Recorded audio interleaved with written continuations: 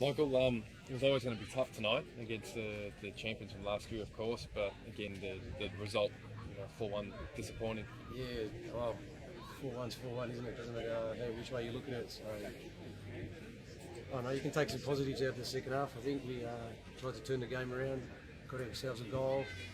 Set pieces really let us down today. So, what can I say? Training this week, go in the park, and everyone's got to pull their socks up, heads down, thumbs up. Train hard and get ready for opening next week.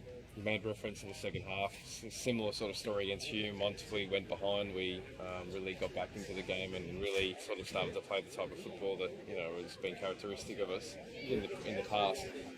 What's behind that, and how frustrating is it that it's taking a while to get going?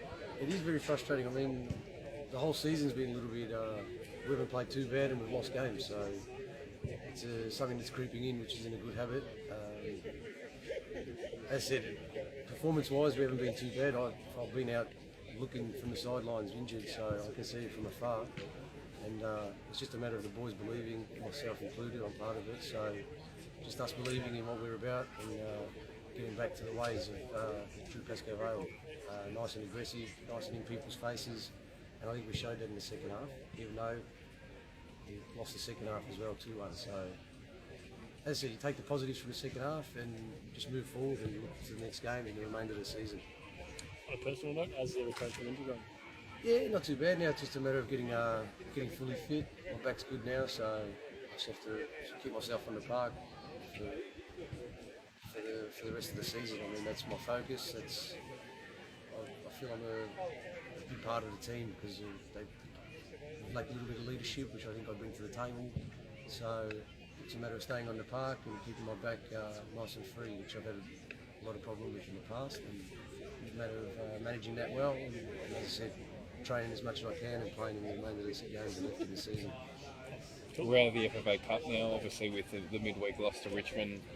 Is that, again, trying to look at it from a positive point of view, is that a good thing now we can try and focus the rest of our attention on the league? Yeah, I mean, you can look at it that way. It is, we take the cup seriously. We don't play half-strength sides or weak sides in the cup. We go flat out to win every game. That hasn't happened in the 3 years that the cup's been running, so unfortunately we're out.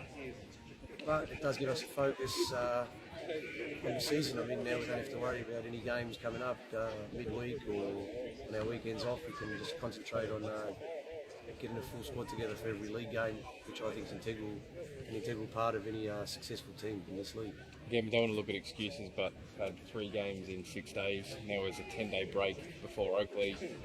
Is any part of that scheduling, a hindrance in preparation? Well, of course it is. I mean, we're not professionals, so recovery's not very. You can only do as much as you can. We train when we can, play when. For some reason, we ended up having 3 games in 6 days, which, to be honest, is pretty ludicrous in the season we've got. I mean, there's breaks, there's times for games, and this one just got sprung on us. So, but as I said, every club's got to deal with it. Richmond only had an extra day, so it didn't affect them. They beat us 3-2, so that's the way it goes. And now, as I said, it's just a matter of getting everyone fit and everyone back on the pitch for the remainder of the season. And Oakley, in 10 days' time, they're won tonight quite convincingly against Melbourne Knights. They're a team in form, a really good chance to hopefully go over there and make a bit of a statement. Yeah, I mean, well, every game's going to be a statement now, the way it's been going, so we can only do what we can do. They're in form, they're a good side, they've got a good coach, so I'm sure, I obviously don't go to the games, but I'm sure they're playing well because their coach encourages that. And sometimes it's a blessing playing these good teams all in a row. It gives you a chance to see where you really are at, where you're at, and as a team. And we're going to give it our best crack. As I said, 10 days is good for us. We can now regroup. People can rest early in the week and make sure everyone's on the track later in the week, ready for the game. Thanks for joining us, Michael. Cheers.